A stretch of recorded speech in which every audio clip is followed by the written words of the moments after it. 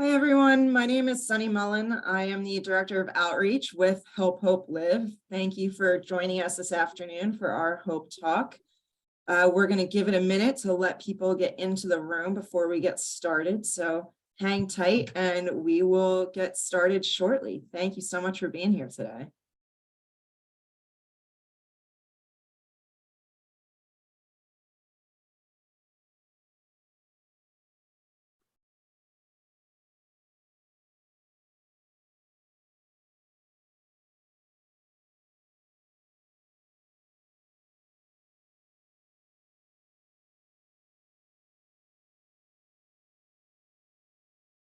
Okay, one more minute or so. We'll let people, but I never want to penalize everyone who shows up on time.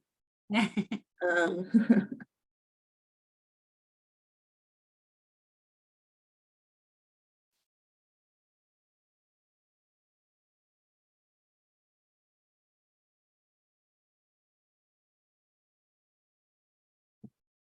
Okay, so as we're about to get started, just want to let everyone know we do have our Q&A. If throughout the Hope Talk, if anyone has any questions, you're more than welcome to put them in the Q&A box and we will get to them there. Our chat is also open, so you're more than welcome to contribute to the chat throughout the Hope Talk.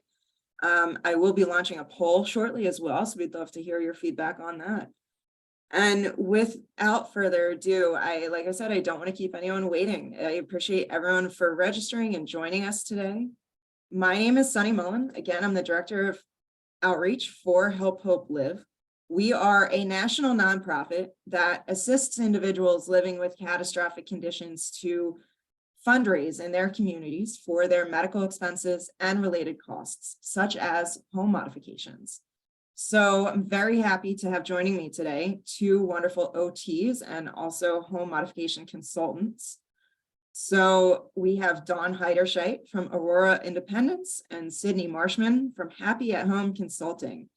And I am going to launch the poll real quick so people can answer these questions while Dawn and Sydney take it over. So ladies, the floor is yours to start your presentation. Great. We're so excited. I will make sure that it is advancing. There we go. So my name is Dawn Heiderscheidt. As Sunny was saying, I am the founder of Aurora Independence. I am a universal design and home accessibility / safety consultant. And I have created an entire company that kind of helps people who are trying to implement home modifications so that you can do it to the best of your ability. Right now, Aurora Independence is partnered with Habitat for Humanity, Rebuilding Together, and another nonprofit that is local to the Philadelphia region, which is called UUH Outreach. I'm also a program admin for Community Aging in Place, Advancing Better Living for Elders, which is also a really long way to say capable. And I usually do a lot of guest lecturing at the university level with Temple University, Messiah University, and Widener University. Again, those are all in the Philadelphia, Pennsylvania region. Hi, my name is Sydney Marshman. I'm the founder and occupational therapist of Happy at Home Consulting. Like Dawn, we partner with different community programs to provide different ways to access home modifications here in the state of Iowa. We also admin a capable program here in Polk and Dallas counties in central Iowa. We have the Home Hazard Removal Program, or HARP, that's available statewide, but is actually funded in 17 southeastern Iowa counties. And we're also a Medicare provider. So Medicare we'll talk about later, but doesn't cover a whole lot for home modifications, but there is a time and a place for that. Outside of Happy at Home, which keeps me fairly busy, I'm also the president-elect for the Iowa Occupational Therapy Association and maintain two different roles within Drake University and Indian Hills Community College. You always am so impressive, Sydney. I love it. We do the same thing. I know, but it's always so fun to hear what others are doing. We wanted to come on today to do the Hope Talk so that you all, anybody on here, can ask questions, but also learn about the opportunities that exist, especially when you've worked so hard to fundraise for some of your funds. So I love that you're all answering the poll. Please keep answering those right now. We are going to move into just a little bit of information. So the first thing is, what is occupational therapy? There is a lot of words on that screen, but essentially we are a medical profession or healthcare profession that really uses assessments and interventions to try and help people develop, recover, or maintain meaningful activities.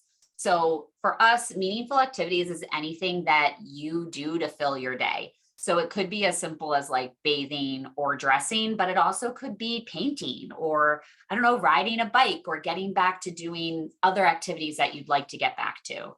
We use something called activity analysis, and it's really a process where we look at the overall activity which you are trying to complete, and we look at all the pieces that help you perform that task. So are there personal things that are getting in your way? Is there environmental barriers? Are there any cognitive deficits that we need to consider and make adjustments for?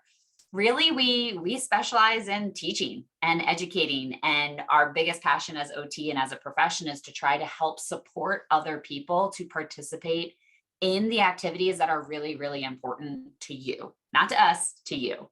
Sydney, do you have anything else you want to add on that one? I think you might still be muted. I am. I love it. I like that you touched on teaching others, because really OT is so rooted in a coaching model that it's important for us to keep that in mind as we go forward, that it's all about you. Yeah, it's a collaborative participation, right, between OTs and also the participants or the people that we are working with. So next, we should probably cover, before we get too far, what are home modifications. Home modifications are truly the changes that we make to our home and our living spaces that make life easier. We typically think of this with physical limitations in how are we modifying our home to maybe meet mobility challenges, but that can also include different cognitive changes across many other behavior changes as well. But the focus of home modifications is to help you continue to live independently. And our changes to the home modification really allow individuals to be safe in their home and to reduce the risk of injury, specifically for the people that live there and any caregivers or other caregivers that are living within the home, because those are equally important. Something that a realtor once told me is that when you think of flipping your home upside down, anything that stays put is what will stay with the house when it's sold. And that's really how I think of home modifications in the very traditional definition, is that these are the true home modifications that are staying put. Although I think we get into the next slide of where that becomes maybe a little bit ambiguous. Yeah, I'll switch to the next one so you can talk about that. Sure. So sometimes in a lot of different settings, home modifications are often used synonymously with adaptive equipment. Don and I have had this conversation many times that Capable is considered a home modification program, although a lot of what we do within Capable is providing adaptive equipment like a shower chair. So again, this is one of those instances that flipping your house upside down, those pieces of adaptive equipment like a shower chair, those are definitely going to fall out. But I think we still consider them home modifications. There are a lot of times when home modifications aren't feasible, like installing a ramp or ripping out a shower. And that might be due to the environment, but it also might be due to the budget, which is really important as we talk today about the budget with fundraising, et cetera. Exactly. OTs are really, really excellent in this area, because not only can we provide our professional input on what home modifications should take place, but we can also help you problem solve of what if that's not possible in the budget. So is there a different way to do that same activity, that same task within our environmental constraints? Right. And I think this is a good time to sort of touch base on the poll, because we've had about 10 of you answer it so far, but it looks like 60% of the participants who answered have had a home modification and 40% have not. And those who have had one done, it looks like the biggest one is the accessible bathroom. Then it goes kind of ramp. And then from there, widen doorways. So Sydney, I feel like that is some of the things that we approach first, for sure, especially when you've had some type of catastrophic injury or disease process, the first thing we have to do is we all have to use the bathroom. We have to get washed. We have to use the toilet. We have to figure that piece out. And that is actually a good segue into, in a few slides later, we're going to actually show you some examples of a bathroom that worked well and a bathroom that did not work well. One had an OT involved, one did not. So we'll get into that just a little bit more. Anybody else who wants to answer the poll, please do so. It's really helpful for Sydney and I to also understand where you are in your understanding of accessible features and home modifications, because it seems like a good portion of you have addressed it to some degree. And definitely, I was going to eventually ask you anyway, what are some common, modifications that you might see across the board, or what do people, so bathroom seems like a big one, obviously. I think it's probably the number one for myself. Yeah, I would agree. And so definitely to our viewers, if anyone, fill in the chat, if there's anything specific that maybe the poll wasn't able to give you, please send us your answers. We'd love to get some examples of what may be out in the audience so we can speak to your experiences as well. Yeah, and please interrupt us with any questions that seem relevant. We're happy to pause and just kind of address those as we go. It's super informal. Okay, so our next one. Whoop, there we go. So how do OT, so occupational therapists, and home modifications, how do they work together? And maybe I'm biased, and maybe Sydney would be too, but really we think that it's a seamless participation, right? It's a seamless partnership, because we as OTs are really trained to look at the person and the environment and how they interact together. And that is really personal for every person. You have one person with multiple sclerosis, you have one person with multiple sclerosis. They do not all present the same way. I have rheumatoid arthritis, but I present differently than several of my friends who have rheumatoid arthritis. So we understand from a medical side that each presentation is going to be extremely personal. And that is what we are trained in as occupational therapists. We want to take into consideration that when your personal needs change or could change, so if it's a progressive condition or something like that, then we want to make sure that the environment changes as well. Because what we find a lot is that the environment stays stable and people change for their environment. But I'm a huge fan of it should go the other way around, that if you have different needs and you have different goals and things happen, then we should make that environment match as closely as we can, especially when you are, sorry, that went forward. I don't know about you guys, but I have an Apple computer and my Apple mouse always wants to like slide for me and I accidentally hit it. So that's my bad. We have extensive knowledge of physical rehabilitation. So I've worked in rehab settings. Sydney, have your background? Do you want to give a little bit of that as well? Sure. Yeah. So I am much newer than Dawn is, but my short experience has kind of been spread across the different settings. So I've worked hospital, rehab, post-hospitalization, and then now do more home visits. So a little bit of everything as far as adult rehab goes. And having that varied experience that we both have and that occupational therapists in general have. So while we might be in Iowa and Pennsylvania, we can guarantee that there are OTs in your state who all do this. So no matter what, anyone across the country, honestly, Sydney and I probably know a good portion of them, or could find you somebody in your state that you could contact, because our background and our knowledge allows us to see hundreds of different people with similar disabilities, which gives us a better idea of how these disease processes or catastrophic injuries may progress as time goes on. Yeah, Dawn, that was going to be one of my other questions as well. And maybe you could elaborate on when, like, even to back up a little bit, when would someone even think to contact someone in your position? And you said, obviously, there's people all over the country. Where would they even, what is their first step? What would they even think to find Happy at Home or Aurora Independence? Yeah, or Sydney, obviously either of you to answer this. Yeah, Sydney, do you want to take it? Yeah, I would love to see people contacting occupational therapists as soon as they sense that something could be better. Not to say that we're synonymous with first responders, as we operate in a completely different sense, but in the same sense that when something starts to go wrong or you feel like overall function could be better, I would like to see occupational therapists involved because of that really unique perspective of both the physical and the environmental components.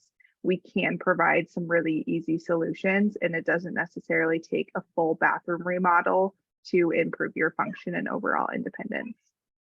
Yeah, and I think it depends on the goals and the recovery process, if there is one, for what's happening. So Sydney, jump in if I say anything that you want to add to, but I feel like what happens, especially if we're talking about a catastrophic injury, you go to the hospital, you go to rehab, you kind of get sent home. And when you get home, I feel like that's when you immediately start realizing, this isn't working.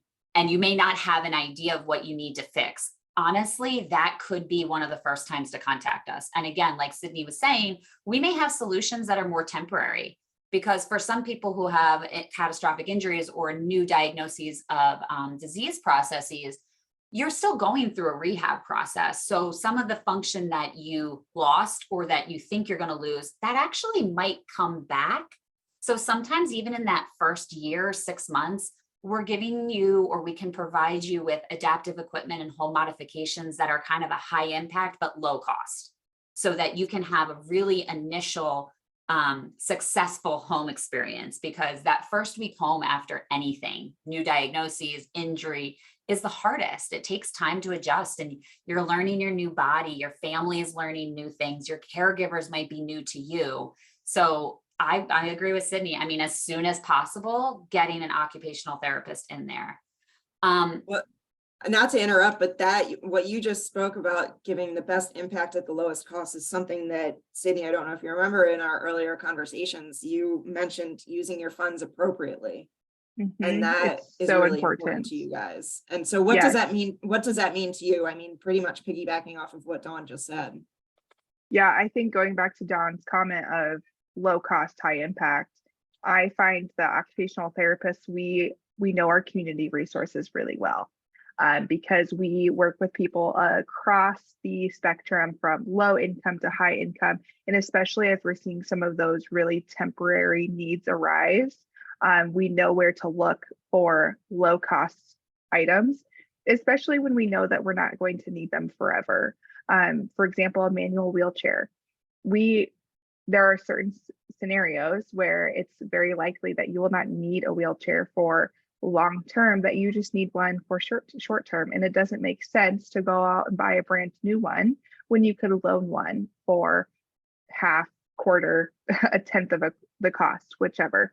On the flip side of that, though, we know that maybe insurance will cover that if it is a long-term need and fits within those insurance guidelines.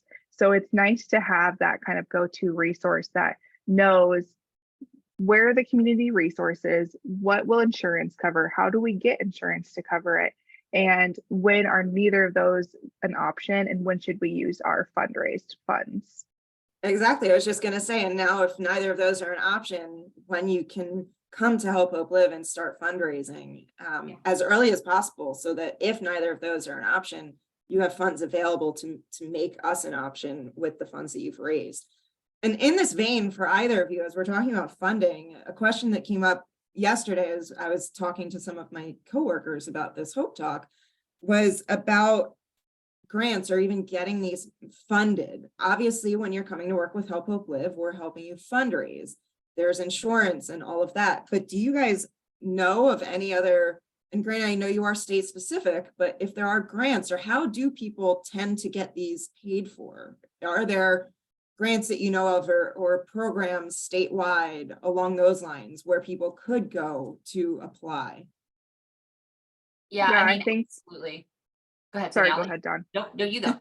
Okay. Y'all are too nice to each other. Just jump in. I know. So the nice thing about Dawn and I is that we connect on a lot of different levels, but one of the things that we connect probably most on is that we have a lot of community partnerships that can help fund some of these things. We go out of our way to make sure that we know the community resources. Here in Iowa, we have a whole I would say a whole group of different options for home modifications, but they aren't necessarily labeled home modifications, right? We have like the block challenge in the city of Des Moines, or the Neighborhood Finance Corporation. These different kind of pots of money that sit in different kind of groups. And as OTs, we can help to kind of facilitate enrollment in those areas. Yeah, and I would say to piggyback off of that, sometimes if we don't know the answer, we might have connection with other case managers or people who are higher up in some insurance company. I mean, I know some of the people who work in the local Medicare, Medicaid areas. They're not like the ones making decisions, but they know people and other resources. So even sometimes it's just the connections that we can make for people. It can sound almost like care management, and sometimes we do overlap a little with care managers, but because those two professions do have their own focuses, sometimes I'll even just connect people with a care manager who knows more than I do. But yeah, every state has a lot of different pots. And just like Sydney was saying, to reiterate, sometimes it's not labeled as home modifications, but that doesn't mean it can't be used for accessibility features. Each one comes with requirements. So it's a little bit of a, yes, they're out there, can't give you exact answer, but that's where you may want to contact a professional in your state, or we can connect you with somebody if we can. And we might have been getting there at this point, because I know I've interrupted your beautiful PowerPoint here with these questions, and I think you were getting to this answer, but the second half of my question was, when people think they know, like, where do they, you say, how do they even find it? I mean, obviously OTs are in their rehabs, but Yes. When you guys are so specific and are so niche with what you do, how do they find you? Yeah, I would say the first place is a lot of occupational therapists who work as home safety consultants, like Sydney and I do. A lot of them have a certification called the Executive Certification in Home Modifications. I know ECHM is the acronym for it. We get that through University of Southern California, and they actually have a database of all the OTs who have graduated, or all the people who have graduated from their program, because that one is not just occupational therapists. Sometimes social workers go on, their case managers, people who have the beginning knowledge. So you can go onto that national database and look up people by your state. There's also the option of looking into certified aging in place specialists. My only caution there is that not all of them, some of them are just builders. And this is not throwing builders under the bus, but they just don't have the same medical knowledge that we do. And so if you have a newly acquired condition or catastrophic injury, you're probably going to want a healthcare professional involved, but it could be helpful to find on the CAPS website. So the National Association of Home Builders, it's NAHB. You could look on there, or honestly, like if you just type in occupational therapist, home mods, sometimes you'll just find people's websites. Unfortunately, we don't have a really great database that's nationwide right now. There's a lot of different OTs who are trying to do that. And so maybe what we could do, Sunny, as well, is create like a little resource list, so that if anybody who reaches out to you has questions, we can kind of give you that would be fantastic as a follow-up, because we do actually have a question from one of our viewers asking if there was even just a handout of possible home modifications. Because what if you just don't even know where to start? You know, you need something, but you don't know what you need. And where would they even go for those types of just ideas of information? I would say the first place to start, if you don't know what you need, is that you need to start with an OT eval. Absolutely. And then also to piggyback off of Dawn's answer, yes, definitely look at those different directories, but always feel free to reach out to Dawn or I, or another OT in your area, because we likely are connected with someone in a different state that practices in a similar area. And same comment in regard to the CAPS and ECHM. While we are both the biggest advocate for OT, not all OTs have the home modification knowledge as an OT that specializes in home modifications. So just like you would hire out any other service, make sure to do your homework, understand what their expertise is, and really be thoughtful in kind of that interviewing process. Yeah, and it looks like one of our viewers, Evangeline, just put in a great resource as well. The fact that AARP has great handouts for home modifications, Yes, which they is do. And awesome to know. They do. They have like a home safety checklist too, which is kind of nice that you can just walk through and just check off things. And if they're not things that you feel confident answering yourself or fixing for yourself, yeah, you can contact a professional. We can help out. Some of the things that we do, I mean, I'm set up to do it, Sydney. I'm not sure if you are, but some of the things I do is virtual. If you just want to talk to somebody for an hour, because you have some questions and you feel confident in doing it yourself, but you kind of just want that person to ask a few questions to, some things can just be virtual, a question and answer session, and it can send you on your way that way. So there's a lot of different options across the country, and thank God for technology that makes it a little bit easier. Yeah, absolutely. And we know we have a tech savvy group here. Everybody's on Zoom. So that's a really great option. And kind of folding into the virtual world, someone had asked earlier as well, if in your consultations or even just in your work in general, do you guys use any kind of technology that maybe helps you get an idea of what the modifications will look like before they're even done? You know, stuff we might see on HGTV. Do you guys, and not even, but is there something, because I know I'm not great at visualizing like that, and this type of technology would be very helpful. Do you guys use anything Agreed. like that? And I think that's where we're really relying on our designer and our construction counterparts who are actually doing the work, is for us to share, you know, these are the things that our client needs to achieve accessibility, and here's what it looks like on their side. So yes, there are definitely different programs and softwares out there, and I would make sure that if you're not someone who can visualize that you are selecting a professional that has that software and technology option. Yeah, because we are skilled at drawing out the floor plans. Both of us can, but sometimes that doesn't translate to the 3D option. And there is a learning curve with some of those programs. So I have absolutely used, there's a few programs out there that I've whipped together a quick little, not super fancy. It's not as nice as a designer and like you would see Joanna Gaines do, but it can at least give you the idea of what it could look like three-dimensionally. It's going to be squares and blocks and rectangles.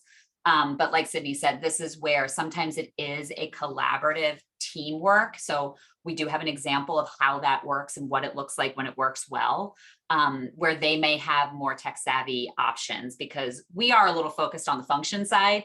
And so if you really want something beautiful, we may pull in someone else for just like that portion, because it really is a collaborative partnership to kind of do a good home modification that lasts forever.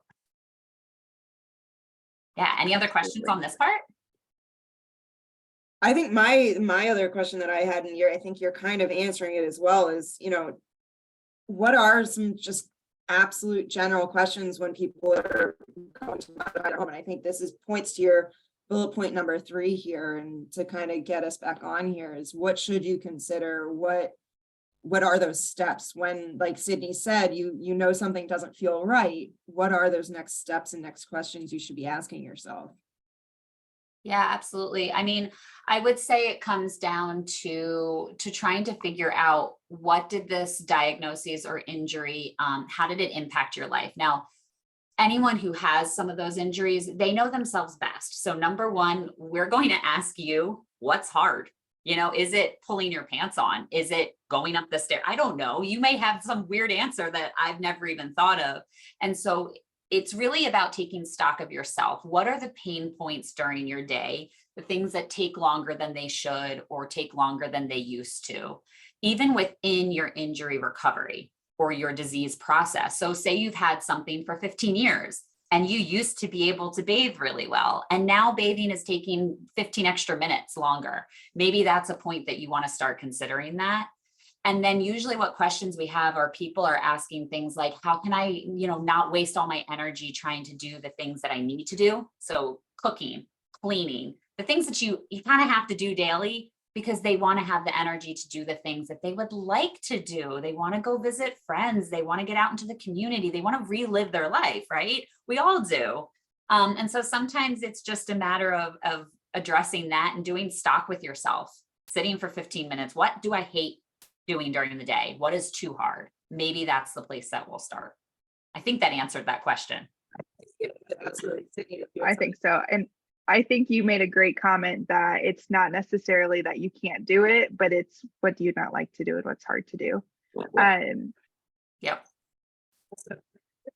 Oh, hang on, Sunny, you're cutting out. Can you, Let's go hear me or no? you sound like a robot.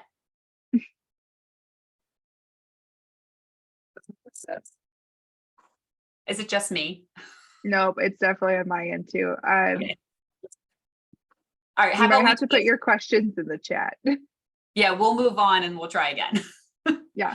So that leads us into the next slide. And Sydney, I apologize. I don't remember who was talking. Do you want to take this one? Do you want me to? Doesn't matter. Yeah, no, I can take it. Okay. So the hazards of not using an OT, this is probably one of Dawn and I's highlight conversations, are what are the things that could have been better and probably would have been different if you would have used an OT. I've seen a lot of projects where people have either already had a renovation or are at the very end processes, and they've spent all of this money to make this beautiful bathroom. And I'm coming into the end, the final version. It's like, shoot, well, now you can't access your shower or your soaps because the soaps are way across the room from your bench. And that just doesn't really work. So making sure that an OT is involved, because your environment should work for the current you, but it should also work for the future you, which is really important to take into consideration when we're looking at diagnoses that have that natural progression. But also understanding that as a population, we're not immune to aging. I mean, all of us are aging. It's not a dirty word. All of our functions are changing over time, whether that's due to the natural aging process, illness, injury, disability. None of us are immune to that. So making sure that the dollars that we're spending now also work for later. Making sure that our environment is set up for our caregivers is a huge component of this. We just had a conversation with someone who's caring for an individual with ALS, who they did the bathroom remodel, and now the bathroom space is not large enough for the individual and the caregiver. So really, really important conversations to be had in the beginning stages, not necessarily after the project is complete. Yeah, exactly. I'm going to pause here for a second before we get into some of the examples of what we've done, because I do see Sunny's question come up in the chat. So I'll answer that really quick. The question is, have you ever had the conversation with people not ready to make modifications emotionally? 100% yes. I'm pretty sure that's every client. Yes. I would say, Sydney, jump in. But for me, I find a lot of people are really hesitant because it's their home. It's your safe space. It's the place that you've made and designed, and you thought it was going to be one thing, and now you're suddenly realizing, hey, my function has changed, but like, I love this living room, or I chose that tile specifically because it means a lot to you. So doing a modification in your safe space it's a big commitment. And I think that brings us back to why we want to make sure that any fundraised money is actually going to do what you want to do, but also look nice too, if that's a possibility with the budgets that we have. Sometimes when you do grant work or extra financial support, it's only so much, so you're just throwing something together. But it comes down to making sure that we are figuring out where you are in your acceptance process. So for some people, they're ready to knock everything down. Let's do it. I just want a brand new space. I'm going to be a brand new person. Let's do this. That's my favorite person, right? But my other favorite person is the one who's like, I don't need this. I'm fine. And generally that comes down to our occupational therapy eval. I mean, we're going to ask more questions than we are going to tell you things, because as we talk and as we converse, we may find out some information, and you may come to realizations based off of the questions that we have skillfully asked you. Sometimes asking the right questions gets the right answer and could be something that, as an individual who's kind of hesitant about what you want to do or what should be done, those questions can help us come to realizations. And sometimes it's coming up with a solution that we only do this little thing now, but we're doing it smartly so that when you're ready to make more changes, whatever we did here wasn't a waste of time. This was just the foundation of a larger modification or impact that you want with the house. So that's my answer to that one. Sydney, I'm sure you have more. Yes, absolutely. I think one of the most challenging parts about home modifications is the emotional toll, and just accepting that it's a new normal. It's not the person that you were before an injury, before a diagnosis. You're accepting that this is the new normal for your life now and moving forward, and that can be really hard emotionally.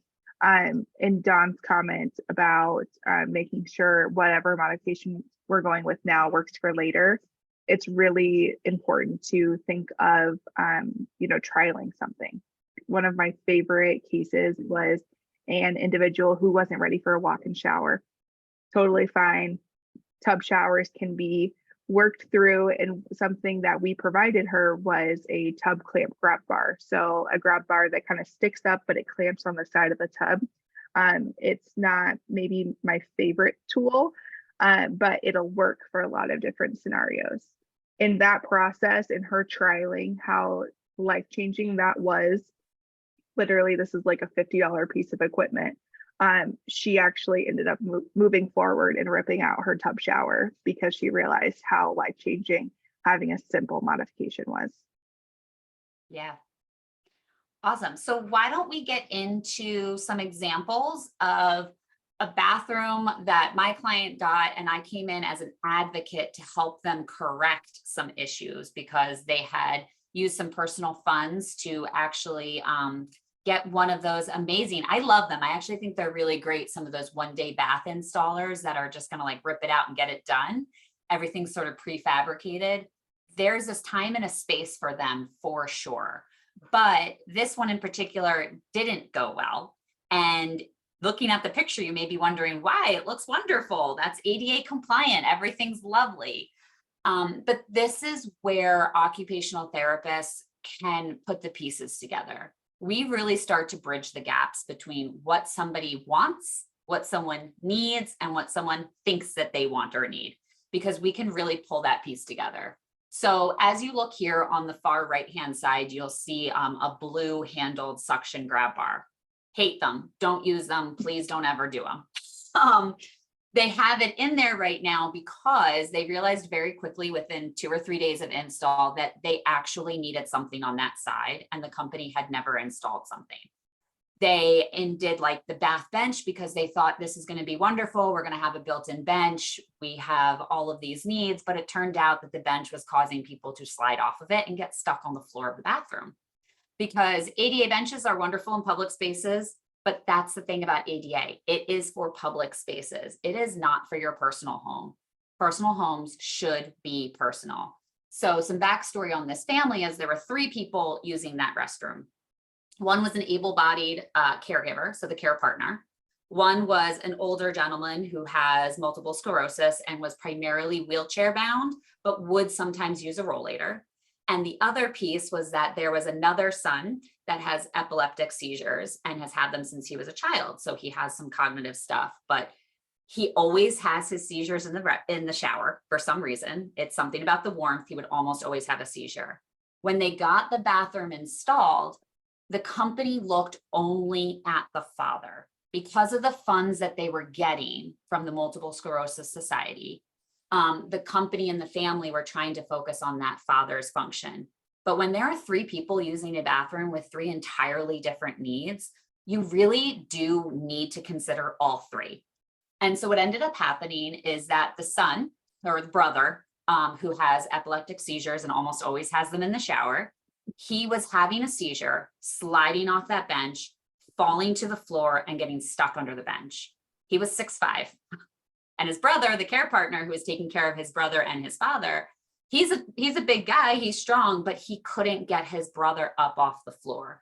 And now we're talking a possible brain injury, we're talking head hitting, we're talking broken legs. If any of you have seizures, you know that you can turn into a brick. I mean, you're like hardcore straight.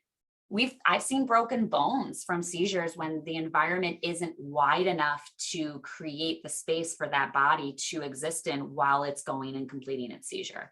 So when I heard all of this, I was like, oh my goodness, there's so many things I would have done differently. So I'll show you the second picture of what they did.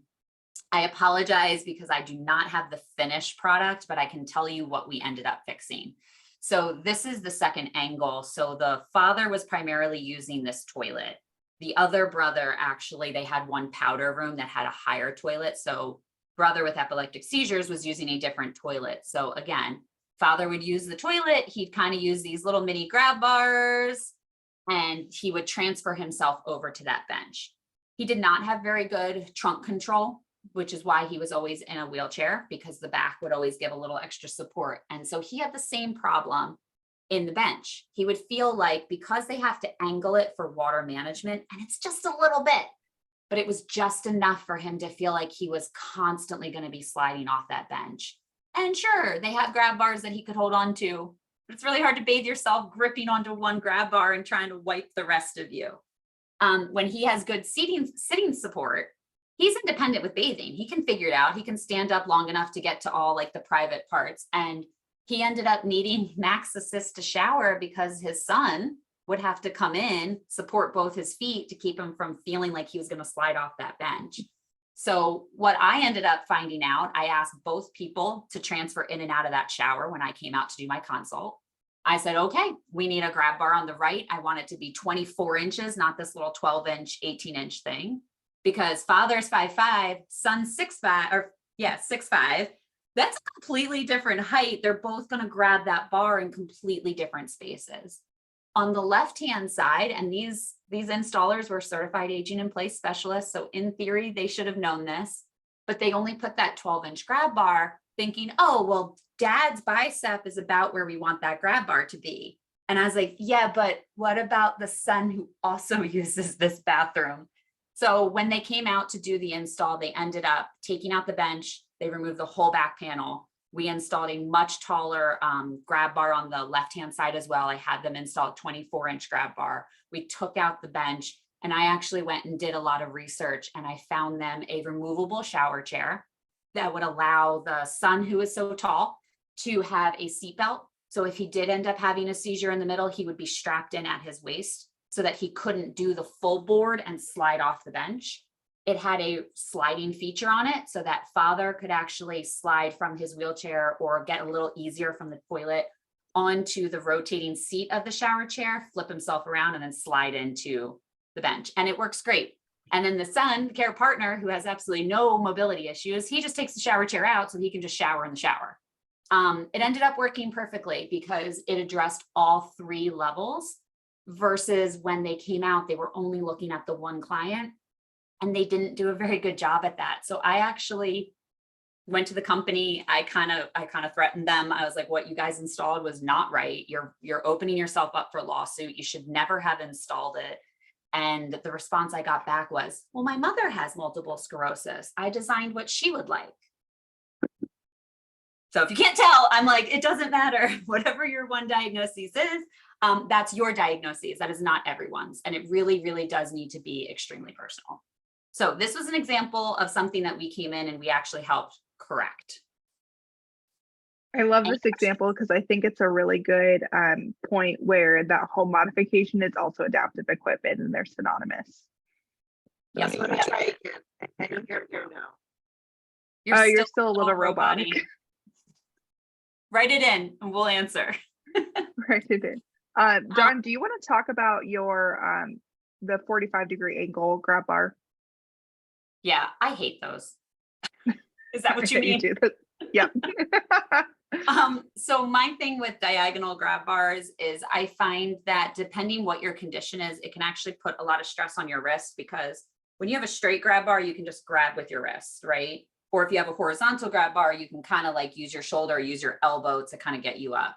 But when you have something that's angled, look at my wrist, I kind of have to bend it in order to get there. So that bend in the wrist can actually cause a lot of stress and pain for people who have certain conditions.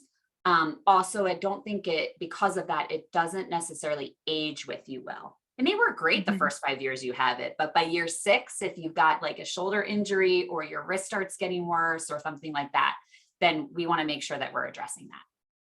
Yeah, I would agree. And I think this is a good time to say, having that OT background allows us to say, oh, if you have arthritis in one place, it's likely that you'll have wrist arthritis, maybe, potentially.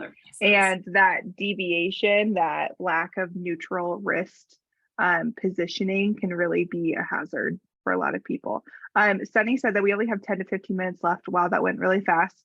I know. But Let's we answer did that have question. someone ask if it's better to modify an existing home or just build from scratch. I would say that it depends, because it depends on the availability in your area.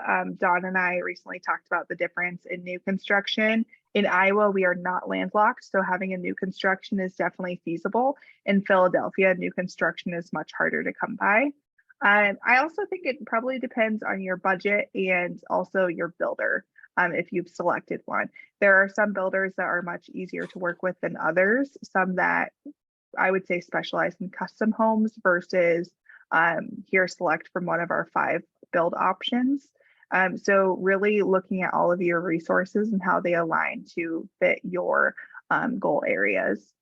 Yeah, and I would say on with that, if you are working with a builder, a lot of them will tote that whole idea of ADA. We do all this aging in place stuff. I would, again, as we said earlier, ask the right questions, find out, okay, but what if I want something personal? Are you going to be able to provide that? If not, that might be time to pull somebody else in, but still use the builder, because it doesn't mean they don't have that ability.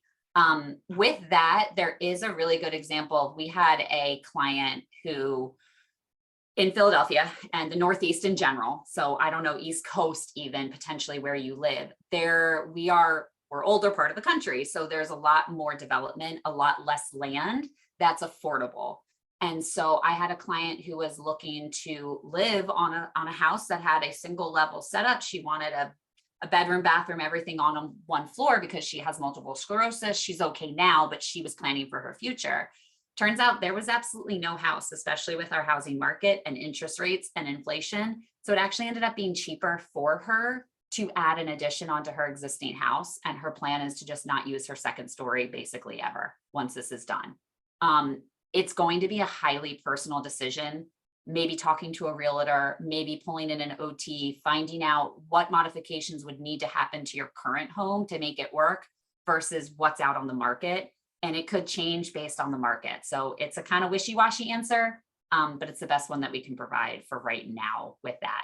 Because I also see in the Q&A that somebody asked, what are some possible modifications? Honestly, anything. I would say, I know it's a little wishy-washy, but when we come out and we find out what your abilities are and what they are not, we can end up personalizing some of those modifications. Sometimes it's as simple as adding more lighting. Sometimes it's just widening a doorway or two, adding a railing, or it could be like from scratch, we're figuring out layout, we're working with a builder, maybe we have an interior designer if that's how you want it, and we're making this whole brand new space for you. So it can be as simple as like tub cutouts. So not getting rid of your whole tub, but just cutting into the tub so it's lower to get into. But that also depends on whether or not you have the money for that, the time for that, and whether or not you want to be able to do that and if your tub can handle it. So I don't know. I'm trying to be mindful of the time because we're getting towards the end there. Anybody else have questions? And if not, I'll show some more examples of what this current project is looking like. Did I see something else? I see another one. Is there anyone who could help me find a shower chair? Yes, an OT. Depending what state you're in, you can reach out. Maybe we can try to find someone for you if it's not in our current states, if you're not in Iowa or Pennsylvania. But chances are an occupational therapist should be able to help you with that. And I think that handles all the questions for right now. Am I right? Okay. So I will just quickly go through this. I'm going to breeze through. So in case someone thinks of an additional question, we've got this.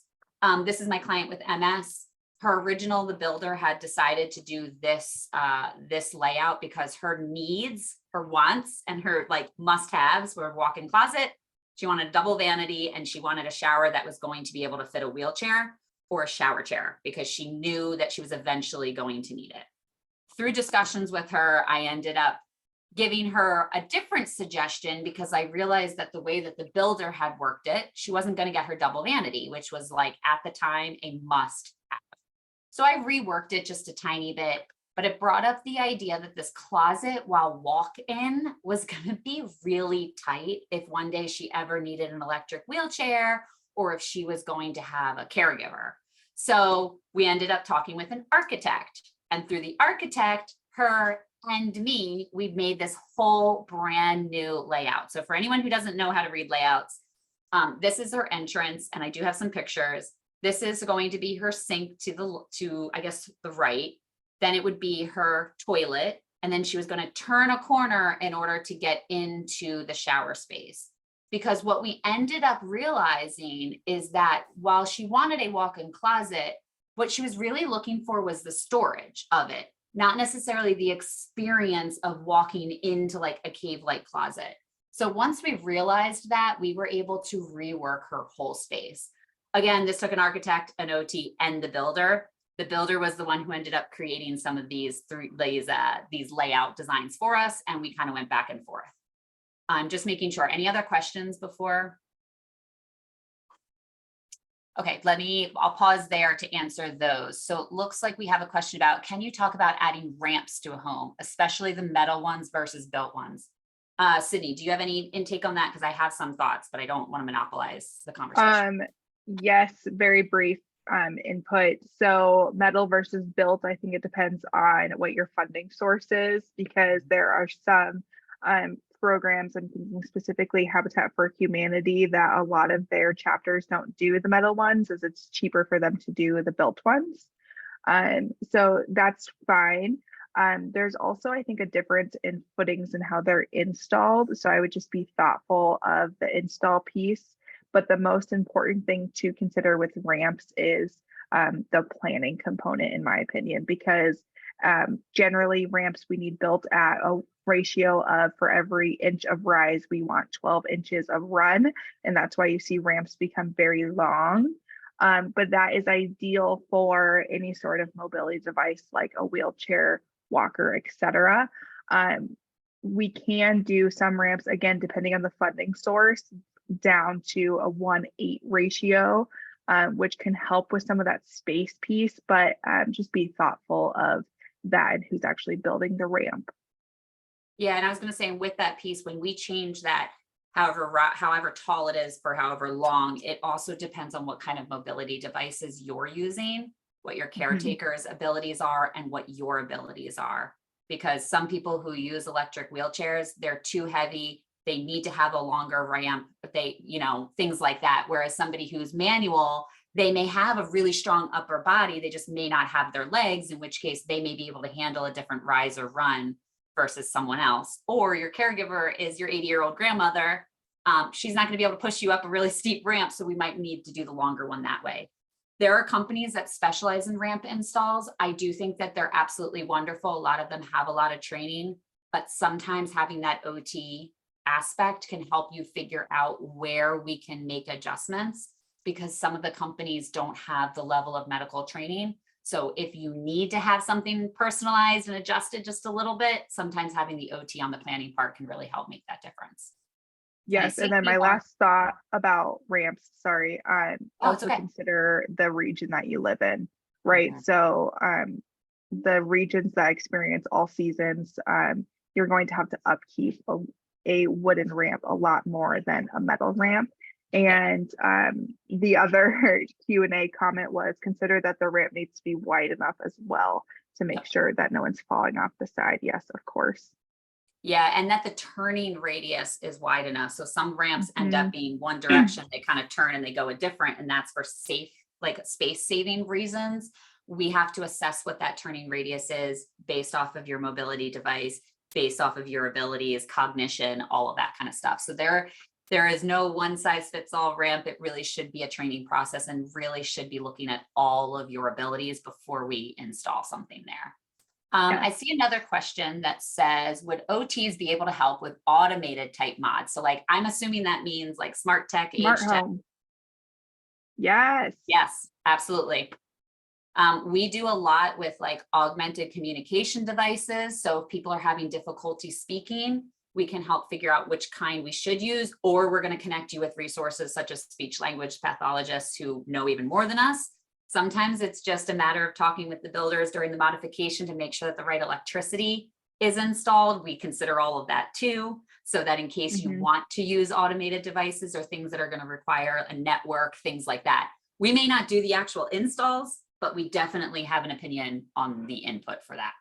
and can Yeah. help. And even down to the basics of like Amazon, Alexa, Google Home, all that jazz. Yeah. Yeah. Any other questions? I think we might be good. This is Kate. Jumping in since Sunny's audio is not working the best. But I just want to thank you both so much for doing this. I know I learned so much. So it's been amazing. And like Sunny mentioned in the chat, we're gonna send out a recording of this conversation likely tomorrow. So everyone just be on the lookout for that. And again, thank you both, and thank you for everyone who joined us today. Yes, it's such a pleasure to talk with you all, and thank you so much. So sorry if it went almost over. We have no idea what questions we were going to get, so Yeah, no, it was be great. prepared.